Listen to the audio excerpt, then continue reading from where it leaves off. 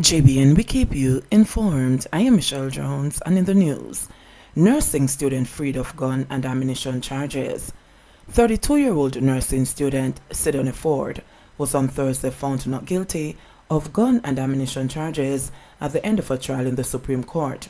Ford, of a Spanish Town, St. Catherine address, was arrested during a vehicle checkpoint in September 2021. The prosecution led with evidence that on September 22, 2021, the police, acting on information, intercepted a minibus in the vicinity of AML service station in Spanish Town, in which Ford and others were passengers. Police officers gave evidence that a garbage bag was found in Ford's possession. Evidence presented in court suggested that Ford was unaware of the contents of the bag. When questioned about the bag's content, Ford said that she had been asked by her brother to collect some clothes from his girlfriend's home with whom he had recently separated. The bag was searched and a .38 revolver with several rounds of ammunition was found wrapped in a sweater along with other male clothing. One of the police testified that Ford was unable to give any information concerning the whereabouts of her brother. However, under cross-examination, one of Ford's attorneys, Peter Champagne QC, challenged the policeman's account. The policeman admitted that Ford had given information about the aunt of her brother and that the aunt did in fact turn up at the police station where she gave a statement concerning the whereabouts of the brother. Champagne also suggested to the officer that Ford, neither in anything said nor actions, brought any suspicion on herself that she was aware that a gun was in the bag. Ford's neighbor, a vice principal, also testified as a character witness. At the end of the trial, the judge found that there was nothing in the conduct of Ford which suggested that she had knowledge of the gun and ammunition in the bag. Unidentified male body found in Elshire. The body of an unidentified male was discovered in the swamp along the Elshire Main Road in St. Catherine on Thursday, September 29. The body is of dark complexion, about 5 feet 5 inches tall, and appears to be in its mid-30s. Reports from the Portmore police are that about 3:40 p.m., the police were alerted by a passerby who saw the lower section of the body protruding from a blue plastic barrel. On arrival of the lawmen, the body was seen with his feet bound and throat slashed. It was clad in multicolored underpants and black jeans. The scene was processed and the body was removed to the morgue. The police are asking anyone with information that may be able to assist in identifying this body to contact the Portmore Criminal Investigations Branch, CIB, at 876-949-8422. Crime Stop at 311 or the nearest police station. $2 million light bill shocks clergyman. For almost a year, Richard Gallimore watched in agony as the electricity bill at his house in retirement St. James increased to more than $2 million with no explanation from the Jamaica Public Service JPS, resulting in him sitting in darkness several times due to service disconnections. Gallimore, a clergyman and justice of the peace of the parish, said that his electricity bill jumped from the usual $10,000 to more than $400,000 in August 2021. Appalled by the increase, Gallimore called an electrician to check his 3-bedroom house. The electrician, he said, found no problems. He said he then requested that JPS send a technician to investigate, but even after that was done, there was no solution to the problem. When I asked the technician to check the box, where I'm connected to it by the road, he told me I need to get an electrician to check it, Gallimore said. He contested the bill and JPS, he said, told him that it would issue him with an actual bill, but the problem, he said, got worse. When December came, they sent me a bill for almost $1 million and they ended up cutting off the current, Gallimore said. With his back against the wall and no explanation that he considered reasonable from JPS regarding the increase in bills, Gallimore asked the Office of Utilities Regulation, OUR, to intervene. I emailed them and then they instructed JPS to reconnect the electricity and do an investigation. I was promised that within 3 days, somebody would come to my premises and do an investigation. Nobody came. I was at my wit's end, he said. His electricity supply, he said, was disconnected 4 more times as he sought to find a solution to the problem. One of those occasions was on June 17, 2022. He said that after much deliberation, the service was reconnected by JPS, only to again be disconnected 2 weeks later on June 30. My bill keep on going up and they cut off my light again.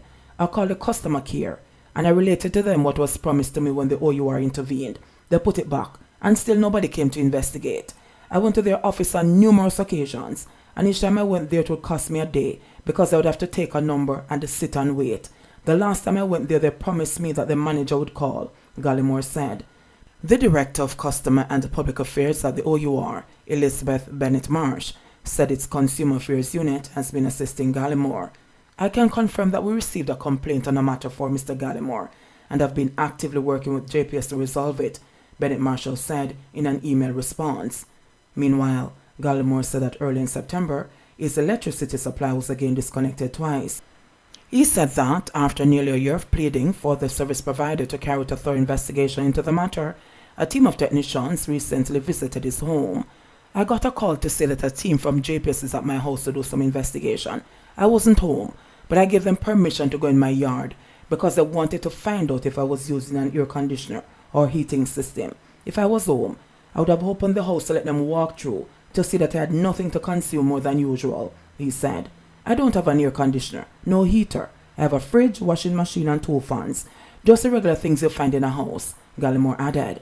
The most recent bill he received for the period, August 18 to September 18, 2022, amounted to $2,095,398.38. Payment is due by October 7, 2022. The JP, who described his experience as a gut punch, is hoping that his electricity bills will go back to normal. I got a finding from them regarding the high bill. They said that the meter is faulty. Since last year I've been asking that they send a technician there to check the meter box. The one they sent refused and told me to get an electrician to do it. Finally they have done their investigations and the conclusion is that the meter is faulty, so they changed the meter, he said. Mother and son charged after gun seizure in Westmoreland. A mother and a son have been arrested following the seizure of a Taurus 9mm pistol with a magazine containing 17 rounds of ammunition by cops carrying out operations under Operation Relentless 2. Arrested are Razzie Hyde, 27, and Annette Plummer, 43, both of Whitehall, Negril in Westmoreland. According to reports, the operation was carried out on Non-Peril Road in Negril on Wednesday, September 28, between 8 p.m. and 11:05 p.m. During the operation, the police searched a house occupied by the mother and her son, where the team found the gun hidden under a couch. They were arrested and charged with illegal possession of firearm and ammunition. Police charged one of 2 men who removed lock on gate to Bog Walk Gorge. Investigators from the Public Safety and Traffic Enforcement Branch have charged one of 2 men seen on video Monday trying to remove the lock on the gate to the Bog Walk Gorge. The gate was closed after the roadway became flooded during heavy rain from Tropical Storm Ian. Glenroy Denton, a 45-year-old excavator operator of West Prospect in Bog Walk, has been charged with conspiracy, malicious destruction of government property, and accessory before and after the fact. Denton has also been charged with breaching the ODPEM Act after entering a restricted area. He is to appear before the St. Catherine Parish Court on October 6. The other man, who earlier today spoke with Radio Jamaica News and apologized for the incident, has been given until 3 o'clock today to turn himself in at the Public Safety and Traffic Enforcement Branch headquarters at the Elliston Road Police Station. He explained that he was trying to return to his house, which is just about 2 minutes from the gate, with his 4-month-old child who was ill. The man said he was in a desperate situation, as he waited at the gate for about an hour and even attempted to get the help of the MP or anyone else with authority to open it. He and another man seen in the video eventually broke the lock. Prime Minister Andrew Holness told Parliament on Wednesday that the police have been instructed to fully investigate the matter. License plates were identifiable from the camera footage. The police have been directed to do a thorough investigation, and the persons involved should face the full force of the law. Noting that he's a working man who didn't want anything to block my career, the man said he intends to visit the police in case they need to speak with him about the incident. But he said that he was sincerely sorry for his actions and wishes he could take it back. He reiterated that it was just because of my sick child why we really take it out of proportion. Riverton pig farmer charged with shooting with intent. A St. Andrew pig farmer has been charged with 9 counts of shooting with intent is 36-year-old Aldina Forks of Gaylord Circle, Corville Gardens in Kingston 20. According to the Hunts Bay Police, Lawmen were patrolling Riverton on September 4 when several explosions were heard. Upon investigating, Forks was seen with a gun in his hand. Upon spotting the police, Forks reportedly opened fire at the team. He was pursued, accosted, and a Kimber .45 pistol taken from him. He was charged following a question and answer session with his attorney. Tograt charged with murder, wounding, and illegal possession of firearm. A 20-year-old man is being charged with murder for the May 26 killing of O'Neill Rodney in Warren River, Westmoreland. Charges Vasheen Braham, otherwise called Tograt, of Shrewsbury, Whithorn in the parish. Along with the murder charge, Braham also faces charges of illegal possession of firearm and wounding with intent. According to police reports, at about 12:15 a.m., Braham and several armed men gained entry into the home of the victim and opened gunfire, hitting two of the occupants. The police were alerted, and upon their arrival, Rodney and another were taken to hospital, where Rodney was pronounced dead. Investigators executed an arrest warrant on Braham during a police operation at Kepping, Darlington in the parish on Tuesday, September 27. He was subsequently charged. Labour Ministry leads relief efforts for communities affected by Tropical Storm Ian. The Ministry of Labour and Social Security, in collaboration with the Red Cross and other humanitarian partners, has moved decisively to deliver much-needed relief to communities in St. Catherine, Clarendon, Portland, St. Elizabeth, and St. Anne. These parishes were most affected by flooding due to torrential rainfall associated with the passage of Tropical Storm Ian from September 24 to September 26. Portfolio Minister Council Mood assured affected residents that the ministry's emergency response team is on the ground, conducting assessments and providing emergency relief items, and will be providing financial support to those who have suffered loss or damage to their homes. We want to assure our citizens that this government will do everything possible to help them overcome the impact of this difficult time. Assessments and emergency relief support continue in all affected parishes, with the distribution of food parcels, hygiene kits, and tarpaulins.